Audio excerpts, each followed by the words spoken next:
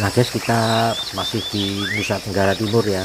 Ini ada di sekitar Labuan Bajo dan kita ada di dalam hutan.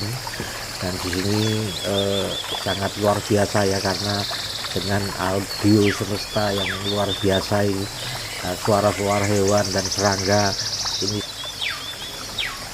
ini benar-benar sesuatu yang luar biasa ya. Audio semesta dan gemercik air, suara-suara burung yang masih liar itu ya. Kita juga menemukan buah ya, dan kita juga nggak ngerti ini buah apa, sehingga kita takut untuk mencoba karena dikhawatirkan beracun.